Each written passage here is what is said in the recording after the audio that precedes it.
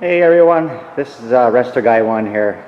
I'm going to show you a little project we're going to start working on here. Of course, it's not that one. That boat's all done, and I just kind of want to show you.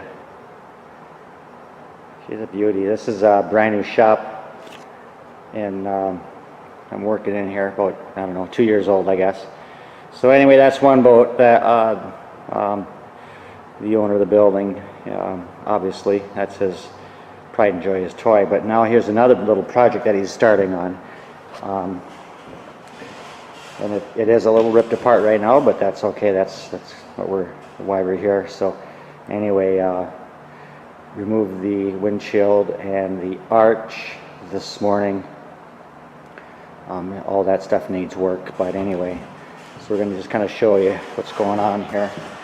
Now if you look at this top, look at that top real close, you can see all the cracking and stuff going on. Obviously this is a gel coat finish that's on here, and now his reason for the windshield coming off is because all this has got to get fixed, and well, basically we're gonna get all the holes filled in it, grind it back, get rid of all the cracks, and you know, basically what's going to happen here is we're going to grind up all the gel coat that's bad off, and then refill it with product I like to use is AdTech P14. It's a vinyl ester type filler, and I like it because it's really stable. It doesn't shrink, and so that's what we're going to use on it. If you ever wonder on your boat, you know, you can see here, you know, we got some really bad cracking going on. That's right along the edge here. You know, this is obviously where the windshield sits, you know. So, and it's always worse along this edge, okay? And I'll tell you why it's worse on this edge. You know, I mean, we definitely got some cracking that's all going on up in here. So,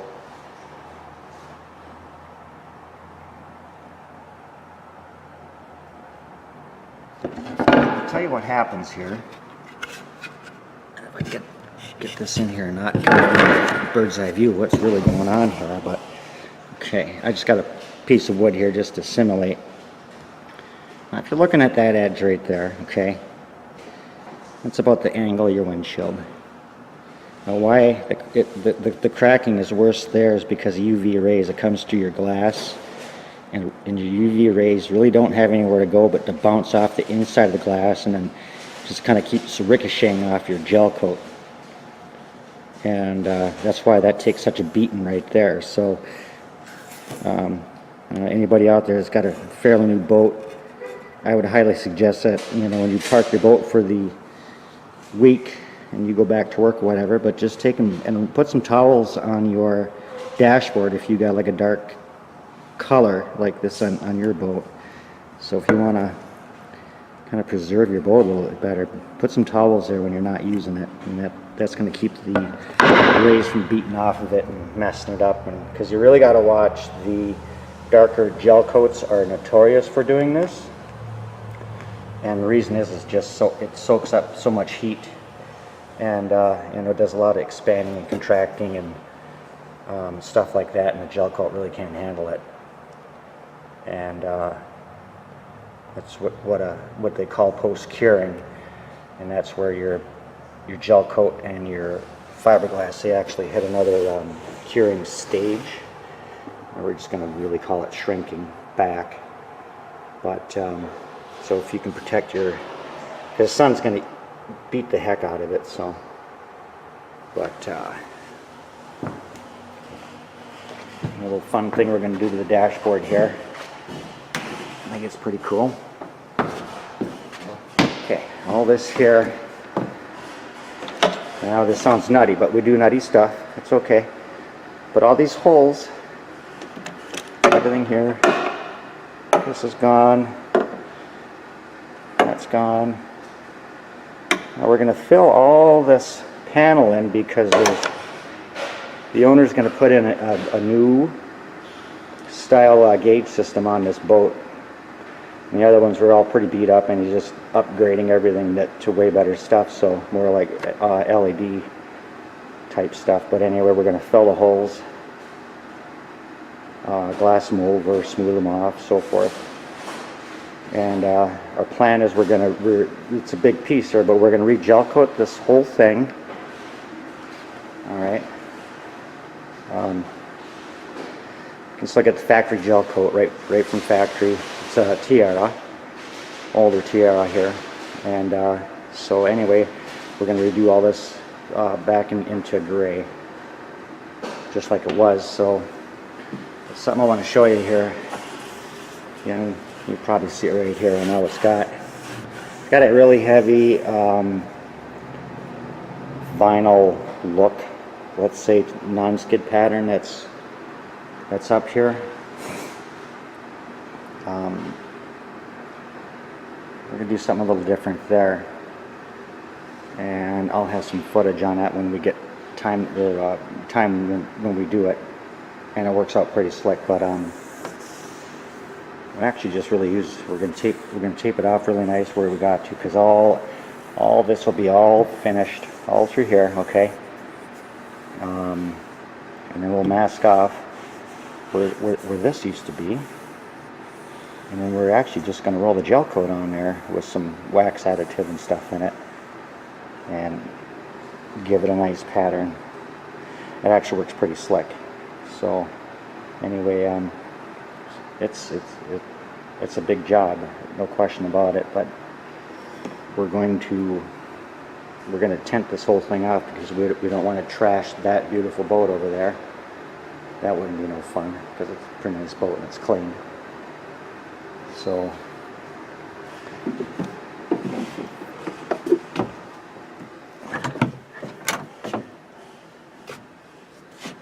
yeah, there's the inside. Oh my.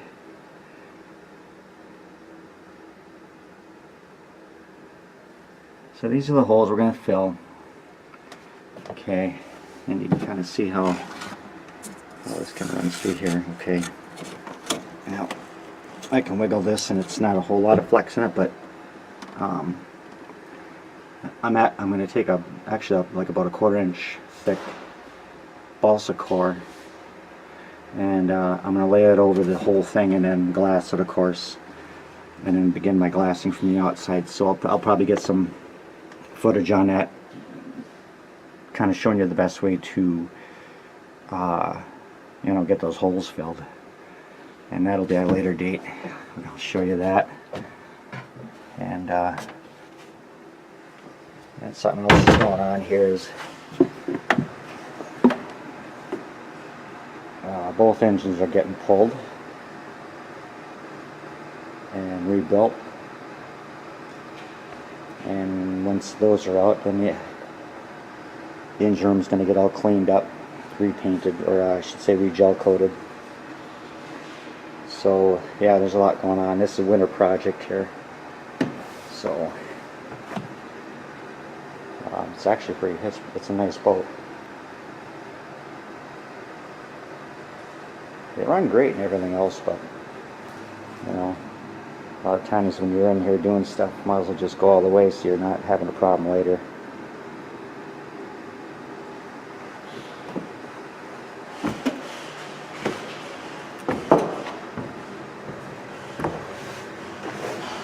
Let's go for level 1.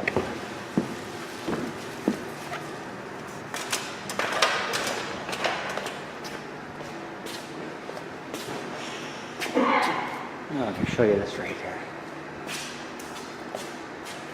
Okay, now that's where the arch was mounted earlier, and that fought us pretty hard. It's glued down with 5200. And you can see it really took a little bit of a beating getting off of there, but your best friend to do that is I use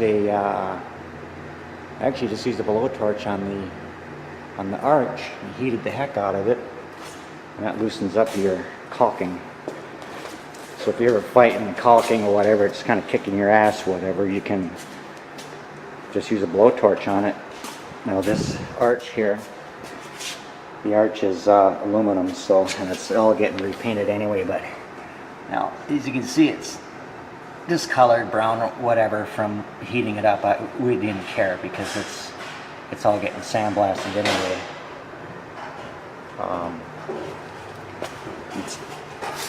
So don't be afraid to put a little heat to stuff. Obviously you got to watch it, but I mean, you don't got to get it so it's about ready to flame on you. As you can see, you know, I got it pretty hot. That's all right, but that's what you got to do sometimes to get, you know, get stuff loose. So heat is actually can really work in your favor. Just don't burn the boat down doing it. We just pulled this panel off this morning. All this is getting gutted, filled in. Obviously, new style radios going in. Probably gonna fill that hole also. But I got a pretty neat little system I use for filling holes. It's fast, efficient, and it works really nice.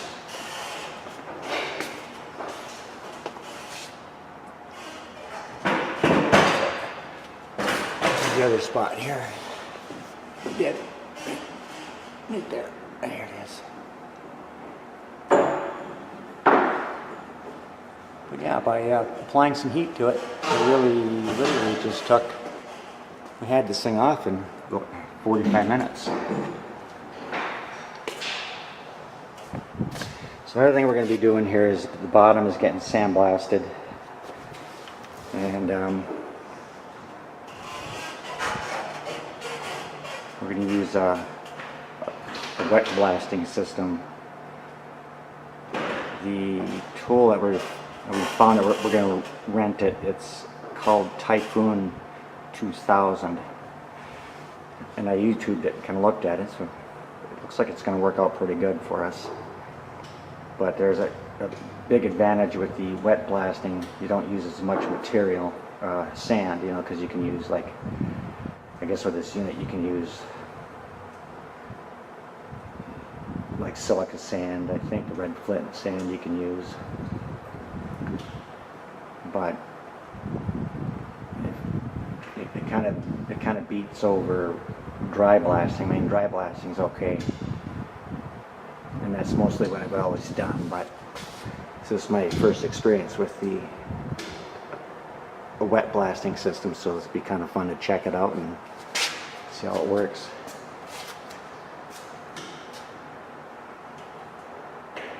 Once the bottom's all clean, that'll sit open gel coat basically we'll put on the trailer, and it'll just sit open for the rest of the season, and that'll allow, like, any kind of moisture or whatever, it can kind of dissipate out of the fiberglass and gel coat on the bottom over winter.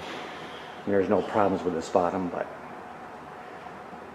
it's nice when you can sandblast it and open up any kind of future problems going on with it, because you get like a little pinholes, pock marks, voids, cracks, anything can pop up.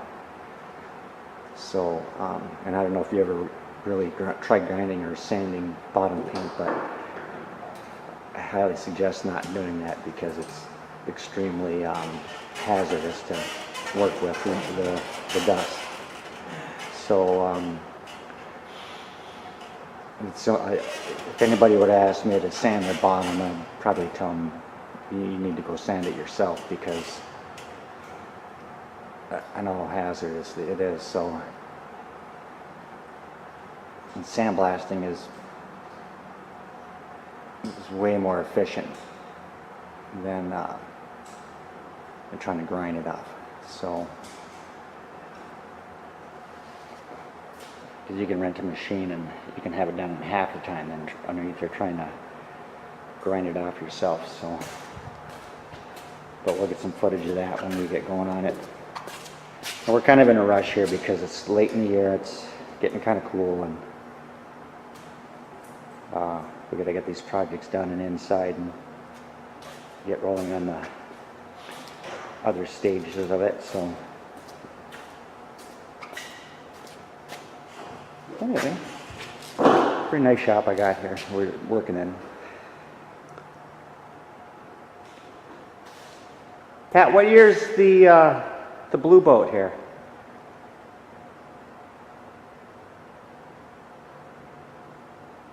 You up there? What years is your blue boat? 2009. 2009. Give me a minute. Okay. I gotta go find my dog. Get back to work here.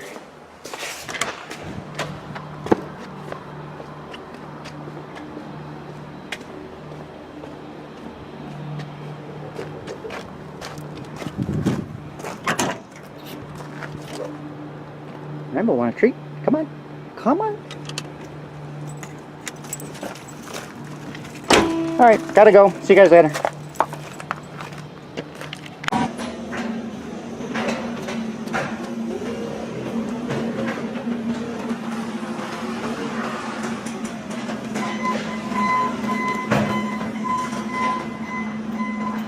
Poor boat is all stripped.